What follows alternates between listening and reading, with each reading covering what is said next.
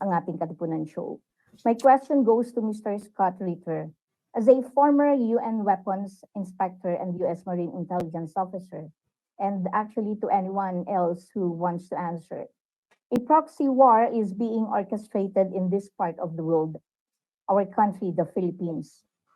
Our country is actually being used by the US in its intent of war against China. And according to geopolitical analysts, the Philippines will be the next Ukraine. The Philippine President Ferdinand Marcos Jr.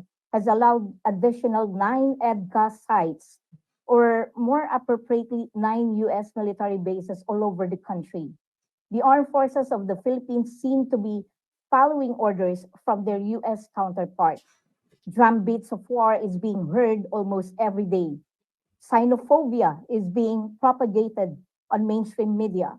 Almost every week, there's an incident of Chinese Coast Guard that water cannons a Philippine vessel at the South China Sea. Do you think a false flag operation can happen here as tensions are getting worse? What do you propose for this to stop? Thank you. Well, thank you very much for the question. Just so you know, I have a little bit of background in the Philippines. In 1986, I was deployed there as a platoon commander to reinforce the Subic garrison after the fall of the Marcos regime. There was concern about the new People's Army. So I have a warm spot in my heart for the Philippines. Let's build upon what Colonel Wilkerson had said earlier. The United States is incapable of fighting a sustained conflict against a peer-level force. The United States cannot fight and engage China and win. We will not beat the Chinese. We cannot beat the Chinese, and we know this, and yet we're using the Philippines to create the conditions of potential conflict with the Chinese. Please understand that for the Filipino people, this is a recipe for disaster. You think America is your friend. So too did the Ukrainian people, and they are dying by the hundreds of thousands. Friends don't let friends die in those quantities. Tama. The Ukrainians have been displaced by the tens of millions. Friends don't let friends have their cities destroyed in this manner. Friends don't let friends have families separated, have mothers and children destined to a life of refugee status in perpetual poverty. That's not how friends behave. America has never been the friend of the Ukrainians, and we are not the friends of the Filipinos. We don't like you. If we did like you, we wouldn't be doing this to you. We are using you. You are a tool, nothing but a tool. And when the tool ceases to be useful, we will discard you. And discard you means usually after a war that devastates you. We are using you to gain some sort of momentary leverage over the Chinese. We will fail. The Chinese will win, and you will be destroyed. No. End of story. It's high time the Filipino people pressure their government to start sitting down and engaging the Chinese government responsibly. China is not your enemy. China is your neighbor. China is your friend. China doesn't want war. And if you would engage China in diplomacy, and as we've all indicated here, America has long since lost the skill set necessary to carry out diplomacy, but the Filipinos, the Philippine people can reignite this, to relearn it, to use this skill to prevent a war. But if you continue to behave as colonial subjects, and I know that's a sore subject in the Filipinos, because you were the colonial subjects of America. We still view you as our colonial subjects. We don't like you. We don't care about you. We just want to use you. Grow up.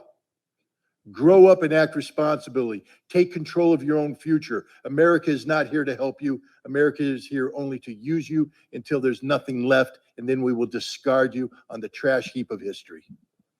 Agree.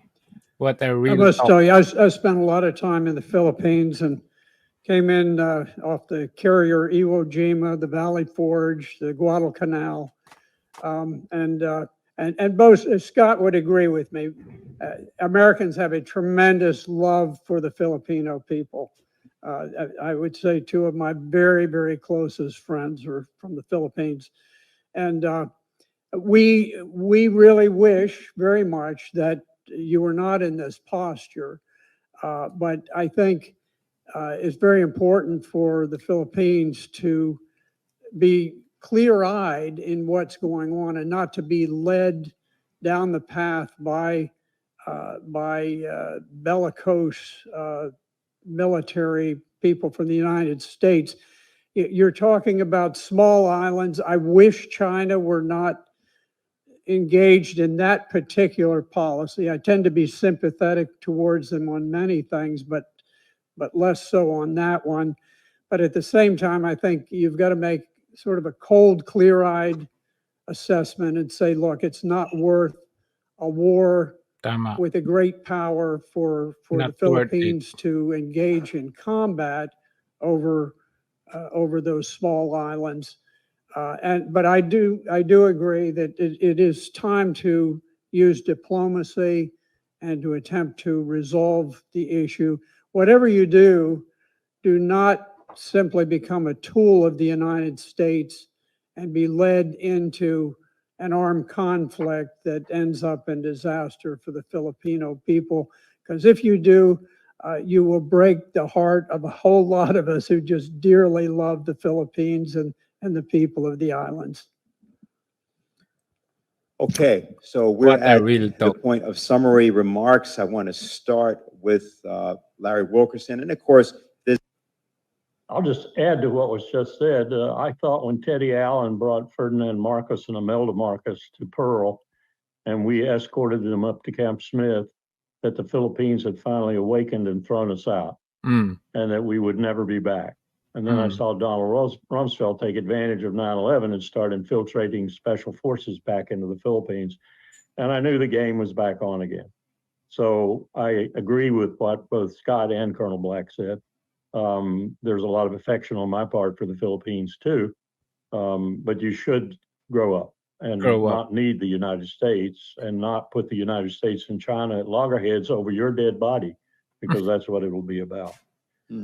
The topic here today was nuclear weapons. And I'll just say this again, the most likely state owning nuclear weapons today to use those nuclear weapons again is the United States.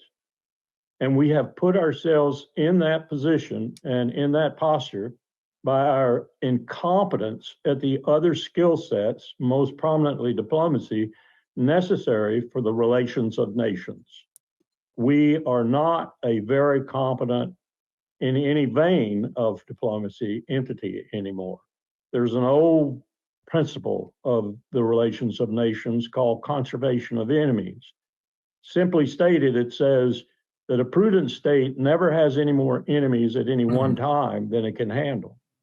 We have 3.6 billion and growing every day, probably by 100 million a week, people who hate our guts, who detest us, who are fed up with us, who think the rules-based order is our rules and orders to them.